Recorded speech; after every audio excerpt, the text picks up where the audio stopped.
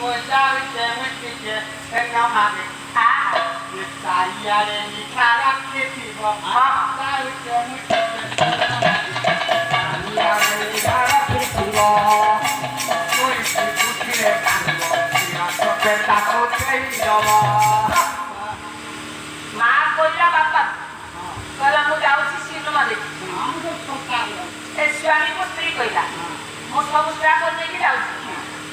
ଚାରିଆଡେ ଲିଙ୍ଗା ରଖିଥିବ ଚାରିଆଡେ ଟିକେ ନଜର ରଖିବ ଆଉ ପୁଅଟା ଶୋଇଛି ଉଠିଲେ କାନ୍ଦିବ ମା ସ୍ୱାମୀ କହିଲା ସ୍ତ୍ରୀକୁ କ୍ଷୀର ଦେଇଦବ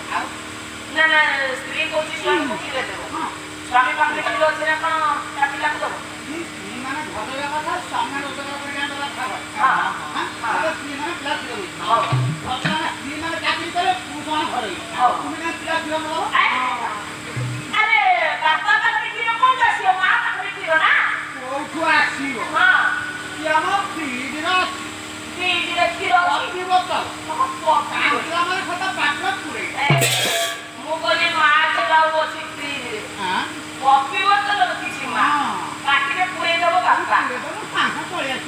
ପିଲାଟା କାଟିଲେ ବାପାକୁ କହିଦେବ ମା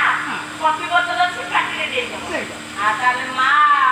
କ୍ଷୀର ଦବନି ପିଲା ସୌନ୍ଦର୍ଯ୍ୟ ନଷ୍ଟ ହେଇଛି ତେଣୁ ମା କଫି ବୋତଲ ଶିଖେଇଲା ପିଲାକୁ ତାହେଲେ ପିଲା ଆଜି ବୋତଲ ପିଇଲା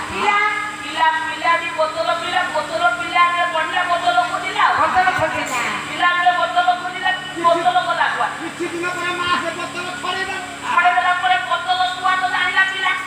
ବଡ଼ ହେଲା ପରେ ଖୋଜିଲା ବୋତଲ ଗଲା କୁଆଡ଼େ ମୁଁ ଯୋଉ ବୋତଲ ଖୋଜିଲି ସେ ବୋତଲ ଗଲା କୁଆଡ଼େ ବୋତଲ ଖୋଜୁଛୁ କାଉଣ୍ଟରରେ ଘଣ୍ଟା ହଁ ଭଲ ଭଲ ମିଳିବ